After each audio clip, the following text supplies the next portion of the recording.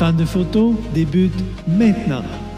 Si tu es fan de photos et que tu aimerais poursuivre encore plus loin ta démarche photographique, Fan de photo, le podcast, est une émission toute désignée pour toi.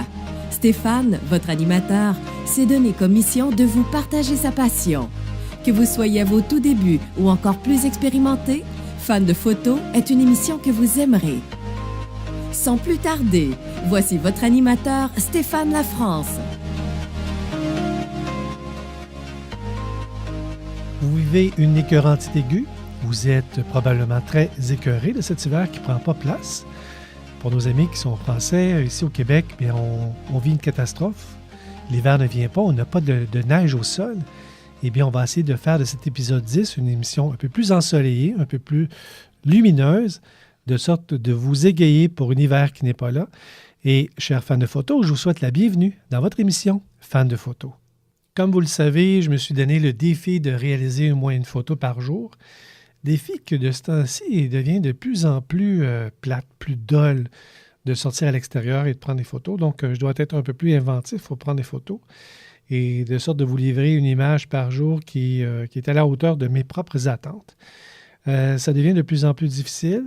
Et j'ai même écrit sur ma page Facebook personnelle, est-ce que vous avez des idées? Parce que la température ne m'aide pas à générer ces idées. Donc, tout comme vous, ceux qui ont entrepris ce défi-là, bien, je sais combien vous pouvez être désarmés ces temps-ci. Et je vous dis, lâchez pas. La température va finir par se transformer et on va peut-être avoir un peu plus de neige au sol. Mais quand même, dites-vous que chaque fois que vous appuyez sur votre déclencheur, bien, vous poussez un peu plus loin vos connaissances photographiques et c'est là le but de toute cette belle mission. En parlant de mission, je vais vous parler de notre émission d'aujourd'hui. Nous aurons entre autres une question que notre ami Carl Tremblay de Compton s'est posée, à savoir comment prendre l'image qu'il a en tête, là, comment il pourrait faire pour faire cette image-là. On va voir ça un peu plus tard. Également, j'aimerais vous parler d'une toute nouvelle association que je viens de confirmer avec une entreprise qui s'appelle Peak Design, une entreprise qui est très avant-gardiste pour créer des outils très intéressants pour les photographes. Mais tout d'abord, nous allons passer en revue les photos que vous m'avez envoyées au cours des 2 dernières semaines.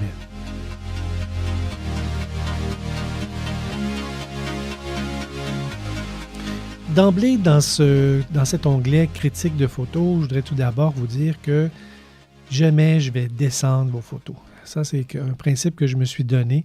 Je vais toujours regarder le côté positif de celle-ci. Donc, si vous avez hésité dans les semaines dernières de m'envoyer vos photos pour la critique, eh bien, je vous dis, ce ne sera pas nécessaire de le faire. Et vous allez voir qu'au cours des photos qu'on va critiquer ensemble, vous allez voir la façon que je vais fonctionner. Je vais vous amener à faire grandir votre démarche photographique, de sorte que d'utiliser peut-être des ajustements qui ne sont pas usuels pour vous au niveau de la photographie, soit peut-être sortir du mode automatique puis tomber en mode priorité, que ce soit priorité ouverture ou priorité vitesse, ou encore en mode manuel, parce que quelques-unes des images que j'ai reçues ont été prises en mode manuel. Et le but ultime de cette expérience-là que l'on va faire au niveau de la critique de photos, c'est de vous faire grandir votre démarche photographique et d'appuyer cette démarche-là par des connaissances que vous allez pouvoir acquérir à travers les photos que je vais critiquer. Une autre chose que je voudrais apporter qui est vraiment essentielle à cet épisode d'aujourd'hui, pour ceux qui nous écoutent directement de leur baladeur, que ce soit via un téléchargement qu'ils ont fait sur iTunes ou autre, sachez que toutes les photos que je vais critiquer aujourd'hui, eh bien, elles sont accessibles avec des numéros de photos que j'ai déposés sur la page de l'épisode numéro 10. Et cet épisode-là, évidemment, vous pouvez le retrouver sur stéphanelafrance.photo sur Internet. Et vous allez pouvoir regarder les images au fur et à mesure que je vais pouvoir commenter celles-ci dans la piste sonore qui accompagne l'émission. Avant de débuter en appuyant sur la première photo, j'aimerais tout simplement vous aviser que lorsque vous allez appuyer sur la première photo va apparaître, mais rapidement, elle va se transformer en 2e, 3e, 4e photo, etc. Parce qu'il y a un mode de lecture automatique sur les images. Donc, lorsque vous allez avoir appuyé sur la première photo, je vous invite à appuyer sur le petit bouton « Pause » qui est au bas de l'image à gauche. Alors, on y va. On appuie sur la première image. Et tout de suite, on va poser l'image. Voilà. Annabelle, tu nous as envoyé une super belle photo. La première photo est une photo d'Annabelle. Annabelle m'a envoyé plusieurs photos, puis j'en ai sélectionné 2 parmi celles-là. Annabelle a utilisé le mode manuel pour pouvoir faire ses photos. Et je vous parle tout de suite de ces ajustements. Vous voyez qu'on a un couple qui sont généreusement l'un épris de l'autre. Des gens qui sont très amoureux.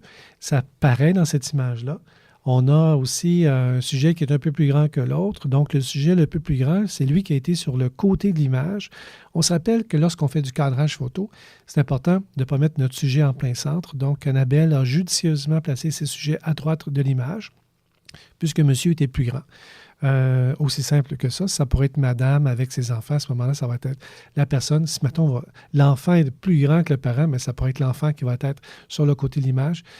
Tout ça pour présenter une image que si ça aurait été le contraire, que le monsieur soit à la place de madame et que madame, ce soit elle qui est à côté de l'image, à ce moment-là, on a un débalancement au niveau du regard, au niveau de notre appréciation de l'image, puis c'est pas, selon moi, la bonne façon de faire.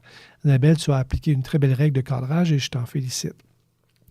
Tu as utilisé une lentille de 50 mm de focale. Une lentille de 50 mm, pour les gens qui sont un peu plus néophytes au niveau des focales de lentilles, la 50 mm, c'est la lentille qui est la plus ressemblante à la vision que nous, les humains, nous avons. Au niveau de la 3 dimensions, là, comment on peut voir les objets dans l'espace. C'est probablement la lentille numéro 1 que je vais vous inviter à vous procurer si vous êtes à voir ou à revoir votre arsenal de photos. C'est d'aller vous chercher une 50 mm qui est la plus lumineuse possible. La plus lumineuse dans le sens que votre iris va être capable de pouvoir s'agrandir pour permettre une grande quantité de lumière de pouvoir y entrer. On parle d'une lentille lumineuse. Si on parle par exemple d'une ouverture de 1.4, vous avez une lentille qui est vraiment généreuse au niveau de la lumière.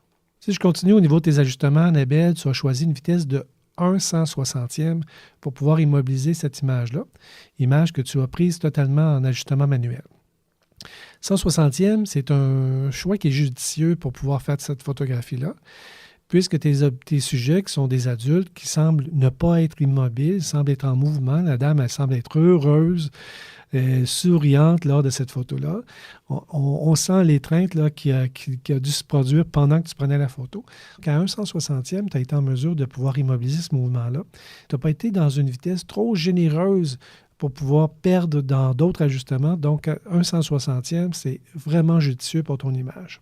Une fois ta vitesse d'obturation réglée à 1/160, tu as commencé à jouer avec ton sélecteur, j'imagine. Tu as commencé à jouer avec ton sélecteur d'ouverture et tu es tombé sur une ouverture de 3.2 pour pouvoir exécuter une belle exposition. Tu as pu le voir avec ton pose-mètre à l'intérieur de ton viseur. Plus tu es proche de ton sujet, avec une ouverture de 3.2, plus ta profondeur de champ va réduire. Donc, une ouverture de 3.2, c'est quand même une ouverture qui est quand même assez lumineuse, ce qui fait que ton corridor de profondeur de champ est beaucoup plus réduit. Donc, il faut faire attention. Mais on dirait que selon la distance que tu étais de ton sujet, avec cette ouverture de 3.2, tu as réussi à mettre tes deux sujets dans le corridor de profondeur de champ. Maintenant, ta sensibilité de capteur à 320, vous savez que plus notre chiffre de sensibilité ISO est élevé, plus on a du bruit dans notre image. Donc, avec une sensibilité de 320, bien, tu es totalement en contrôle du bruit dans ton image. Et ce qui fait que tu as une photo qui est merveilleuse à imprimer, merveilleuse à regarder. Et je ne dis que des bons commentaires sur cette belle réussite. Bravo, Annabelle. Passons maintenant à la photo numéro 2, toujours réalisée par Annabelle. Cette fois, tu étais avec un peu plus de mordant au niveau de ton ouverture. Tu as passé d'une ouverture de 3.2 à une ouverture de 2.2. Donc, ta profondeur de champ s'est réduite. Mais je vous demande d'être attentif à cette image-là. On peut voir qu'Annabelle est un peu plus loin en arrière, parce que là, on peut voir encore plus large. Vous voyez que les têtes de nos sujets sont un peu plus petites, donc Annabelle est un peu plus reculée pour la prise de vue. Et une ouverture de 2.2 avec une mise au point sur le sujet, sur les visages de nos sujets, qui sont dans le même axe, dans la même distance focale de notre appareil. À ce moment-là, une ouverture de 2.2, c'est très judicieux pour toi. On peut voir un beau flou, un beau bokeh qui débute tout de suite dans les feuilles, dans le feuillage qui est au sol, puis généreusement, là, s'en va vers la rivière, parce que j'imagine que c'est une rivière qui est derrière. Alors, cette ouverture de 2.2-là est accompagnée toujours d'une vitesse de 1/160 qui est formidable pour saisir le mouvement de ces personnes-là qui ne sont pas à courir, qui sont à être finalement assis au sol, toujours avec une sensibilité de capteur de 320, ce qui est fameux. Maintenant, si je regarde ton cadrage, non, je ne te chicanerai pas, tu as un cadrage qui est vraiment parfait. encore monsieur qui est un peu plus grand, qui se trouve à être sur le côté droit de ta photo. Madame se retrouve au centre. C'est correct, ça. Puis avoir un bel espace là, pour pouvoir laisser les jambes de madame prendre place un peu sur le côté gauche de l'image. J'aime beaucoup ton cadrage. Le seul bémol que je pourrais avoir dans cette image, c'est peut-être les 2 petites branches, ou les 3 petites branches qui sont en avant de nos sujets, qui sont floues, qui sont très, très près de toi, donc qui sont sorties de la profondeur de champ. Mais même à ça, c'est une photo qui est très réussie parce que cette branche-là ne vient pas toucher le visage des gens. Peut-être une petite surexposition dans le visage de madame, mais c'était important pour toi de pouvoir bien exposer cette image-là. Si tu avais exposé cette image-là, pour mettre une belle lumière sur madame, puisque monsieur a son chapeau, à ce moment-là, ses yeux, le haut de son front aurait été plus sombre. Je pense que tes choix en général ont été merveilleux. D'ailleurs, merci d'avoir participé. Passons maintenant à notre 3e photo. Une photo qui m'a été envoyée par André Routier. André nous a envoyé une belle photo noir et blanc qu'il a recadrée pour pouvoir justement conserver les éléments qu'il trouvait importants dans cette photo. Parlons tout de suite du cadrage qui nous est proposé par André. D'ailleurs, André, je te demanderai de mettre ta main droite sur la photo pour cacher un peu le côté de la bande qui est inutile ou ce qu'il n'y a pas personne d'ailleurs, pour pouvoir avoir un cadrage où est-ce qu'on aurait les 2 arbres, 2 érables, je pense, qui pourraient être en cadrage final sur cette image-là. Donc, si tu prends ta main, tu vas juste la glisser pour cacher ça, tu vas voir que le fait d'avoir ces 2 érables-là, ça fait un beau cadrage qui est naturel. Ce n'est pas un cadrage que tu as réalisé avec Photoshop, peut-être d'assombrir tes côtés pour réaliser cette photo-là. Ces arbres-là présentent tes sujets qui sont un peu plus loin d'une façon géniale. Donc, si j'avais un petit bémol à dire, peut-être que tu pourrais retravailler ton cadrage pour pouvoir justement utiliser ce cadrage naturel-là qui est vraiment génial dans ta photo. Si on regarde maintenant les ajustements qui ont été sélectionnés par André, je ne sais pas s'il a utilisé une priorité ouverture ou une priorité vitesse, ou encore le mode manuel, parce que je n'ai pas ces informations-là. Néanmoins, on a une vitesse de 1/60e de seconde pour pouvoir réaliser cette photo-là. J'essaie de retrouver une espèce de flou de mouvement dans les joueurs. J'en vois pas. C'est comme si c'était assez statique comme jeu actuellement lors de la prise de vue. Donc, 1/60e, t'as bien servi. Sauf que je t'invite à penser vitesse. Lorsque tu as des sujets qui sont en mouvement, 1/60e de seconde, c'est une très belle vitesse pour pouvoir prendre une photo à main levée, par exemple, pour pouvoir s'assurer que nous-mêmes, on ne met pas un mouvement dans l'image lors de la prise de vue. Mais lorsqu'on est en train de prendre une photo où on a de l'action, comme ça, le sport, probablement que je n'aurais pas été en bas de 1/125e de seconde. Donc, je te demande de peut-être garder un œil sur la vitesse d'obturation que tu utilises pour pouvoir faire ces photos-là. Surtout que cette photo-là a été prise avec un ISO, soit une sensibilité de capteur de 320. Tu avais encore une belle latitude. Tu aurais pu probablement, avec ton appareil photo, je ne sais pas si tu es en Nikon ou Canon, tu aurais pu monter cette sensibilité de capteur-là peut-être à 1000, soit un ISO de 1000. Un ISO de 1000 en soirée comme ça, il ne faut pas avoir peur. Ton appareil photo va être capable de te livrer une belle qualité d'image sans avoir beaucoup de grains. Et le fait d'avoir augmenté ta sensibilité de capteur, tu aurais pu la poser, cette sensibilité-là élevée. Tu aurais pu faire finalement monter ta vitesse d'obturation pour pouvoir obtenir au moins 1/125e de seconde par sécurité à cause que tu prends une photo d'action. Mais aujourd'hui, à 1/60e, à vue d'œil, à regarder ton image, je ne vois pas beaucoup de flou. Peut-être un petit peu de flou là, dans certaines jambes. Peut-être certaines têtes aussi de joueurs sont un petit peu plus pâles, ce qui fait que ça indique qu'il y a un petit flou au niveau de ta prise de vue. Mais encore là, 1/60e t'a bien servi aujourd'hui. Tu avais une ouverture de f4. Je ne connais pas ta focale, mais une ouverture de f4, lorsqu'on est loin comme ça de notre sujet, il ne faut pas avoir peur en disant « Ah, F4, je vais avoir une petite profondeur de champ. » F4, lorsque tu es loin de ton sujet, ta profondeur de champ va augmenter, c'est certain. Donc, avec 1/60e, F4 et une sensibilité de capteur de 320, tu nous as réalisé cette belle image. Et d'ailleurs, le fait de l'avoir recadré d'une façon un peu plus horizontale, d'avoir sensiblement la même distance là, entre la bande dans la fond de cette image-là avec la hauteur de ta photo et puis la bande du bas avec le bas de la photo. Je trouve que c'est un cadrage qui est génial. Peut-être regarder pour corriger éventuellement cette photo-là si tu venais qu'à l'imprimer pour enlever le poteau de téléphone peut-être que l'on voit à droite et recadrer un peu plus serré à droite. Ça va faire une photo extraordinaire. D'ailleurs, André, je te remercie beaucoup d'avoir participé à notre critique photo et je t'invite à recommencer. Passons maintenant à notre 4e photo. Et notre 4e photo, je l'ai intitulée 4A. Une photo qui m'a été envoyée par Lucie. Je l'ai intitulée 4A parce que une fois avoir pris connaissance de ces ajustements puis m'avoir penché sur le cadrage, je me suis dit qu'on pourrait peut-être améliorer le cadrage. Je ne sais pas si vous pouvez remarquer qu'en haut à droite de l'image, il y a comme un petit coin qui est noir, là. Ce que j'ai fait, c'est que tout d'abord, j'ai commencé par mettre ton océan au niveau.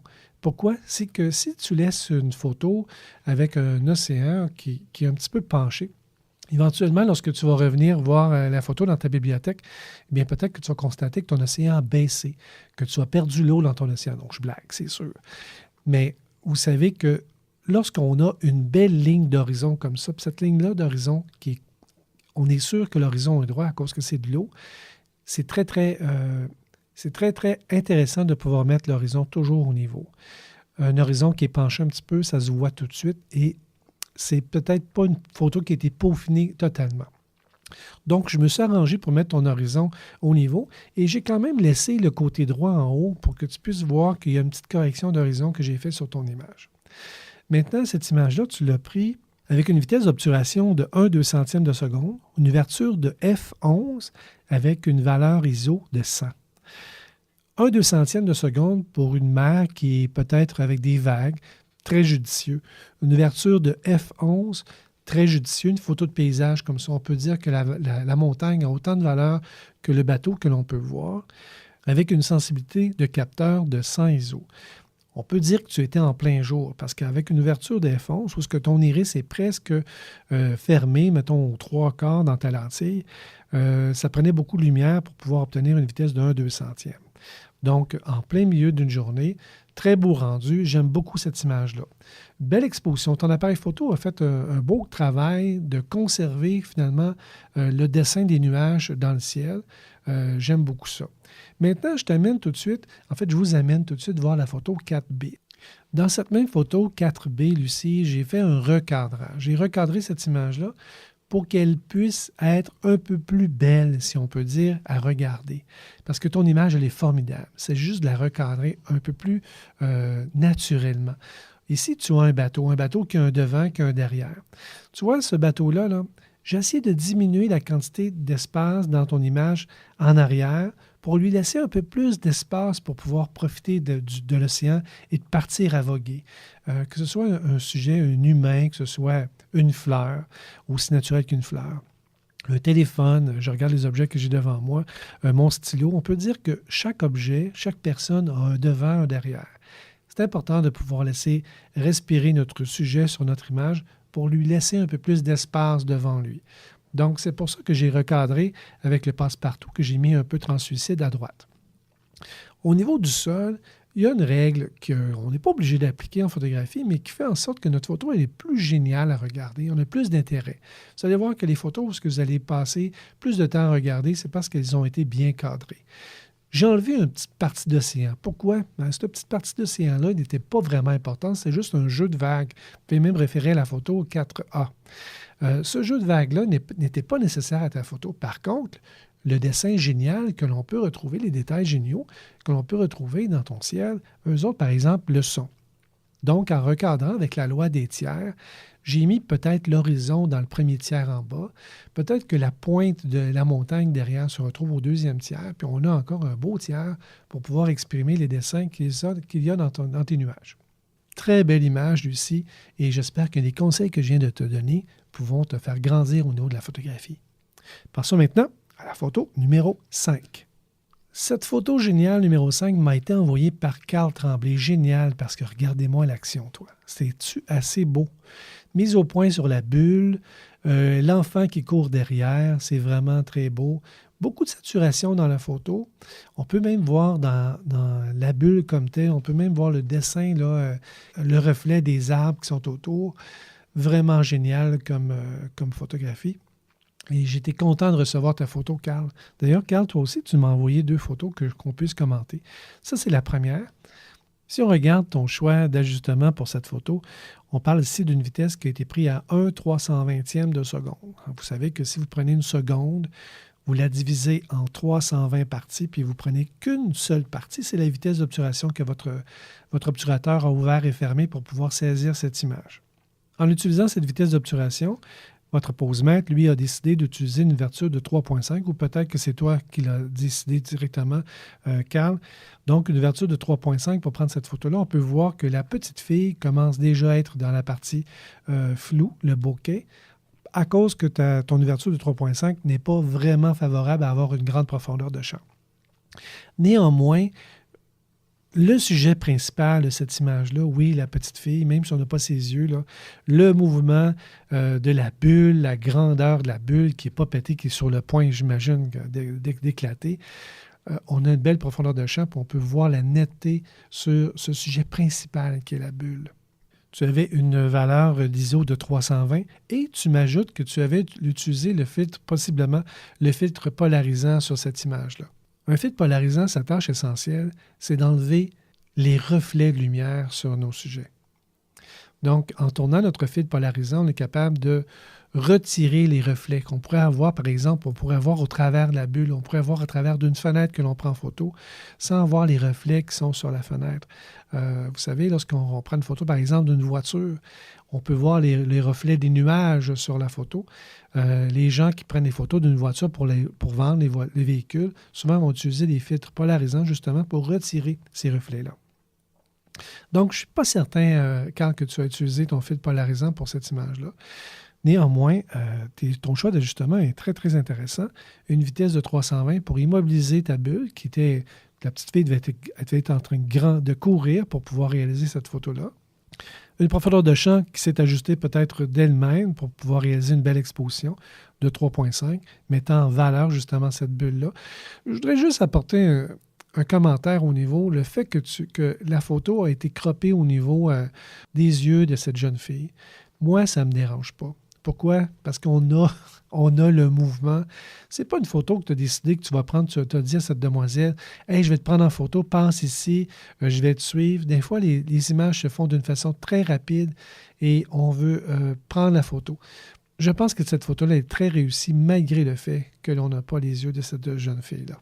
D'ailleurs, notre invitée que l'on a reçue dernièrement, Sonia Routier, pourrait dire qu'elle doit adorer cette image-là. Parce que Sonia, son principe, elle, c'est, outre le fait de prendre de belles photos des gens, les sourires, les yeux, c'est d'aller chercher des éléments bien précis dans une image et de composer cette image-là en ayant cet ingrédient-là qui va être un sujet principal et tu vas livrer la marchandise. Car sur cette photo-là, je l'aime beaucoup, beaucoup. C'est ainsi que se complète notre petite rubrique critique de photos pour cette semaine.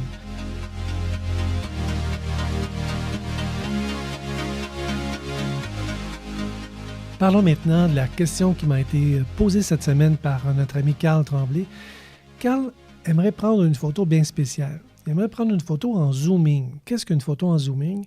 C'est qu'au moment de l'obturation, au moment du déclenchement de votre déclencheur, c'est que vous êtes en train de zoomer avec votre lentille qui est inévitablement un zoom. Donc, c'est peut-être de passer vers une focale de 16 mm vers 35 mm. Donc, dans ce processus de zooming-là, vous vous appuyez sur votre déclencheur ou l'inverse. Vous pouvez passer d'un téléphoto, peut-être de 200 mm vers le 70, puis pendant que vous reculez avec votre bague de zoom, vous prenez votre photo. Essentiellement, c'est de faire une photo en zooming. Mais le but recherché par cet esprit créatif de Carl, c'est d'avoir un sujet qui est en plein centre de notre image, de notre cadrage, que lui est net et que l'effet de zooming soit autour de lui. Après discussion avec Carl cette semaine, je l'ai amené à comprendre un fait. Si on est en train de zooming, pour pouvoir avoir cet effet de zooming-là lors de l'obturation, lors du déclenchement de l'obturateur, il faut avoir une vitesse d'obturation qui est quand même assez lente pour pouvoir enregistrer l'effet qu'on est en train de zoomer ou de dézoomer lors de notre prise de vue. Cette vitesse d'obturation-là, qui est un peu plus lente, peut-être 1/15e, peut-être 1/30e, peut-être 1/50e, si on zoome rapidement, cette vitesse d'obturation-là, en zooming, va faire en sorte que notre sujet qui est en avant il va avoir l'effet, lui aussi, de zooming sur lui. Fait que c'est difficile d'avoir un sujet qui est net avec tout ce qui est autour de notre sujet qui va être en zooming. C'est sûr qu'on peut réaliser cette image-là avec Photoshop, éventuellement faire un découpage autour de notre sujet puis faire un zooming dans Photoshop, là. Mais si on veut le faire vraiment dans l'appareil photo, c'est très difficile, à moins d'avoir un sujet qui est d'apparence, qui n'est pas en mouvement. On a discuté avec Carl via Facebook cette semaine et on est arrivé à la possibilité de prendre une photo comme ça et d'avoir un peu le rendu que Carl est à la recherche s'il prenait une photo comme une voiture qui s'en vient vers lui. Donc, le devant de la voiture qui ne bouge pas, qui reste un grillage, un pare-brise.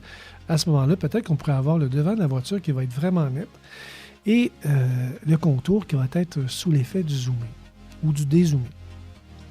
Écoute, Carl, j'ai goût de te lancer ce défi et dès que tu auras réalisé cette initiative personnelle, écoute, envoie-la nous, puis on va pouvoir la regarder, on va pouvoir la contempler puis pouvoir voir ce que tu as fait avec ça. Beau projet peut-être pour l'été, pour le printemps, mais on compte vraiment beaucoup de pouvoir voir cette image.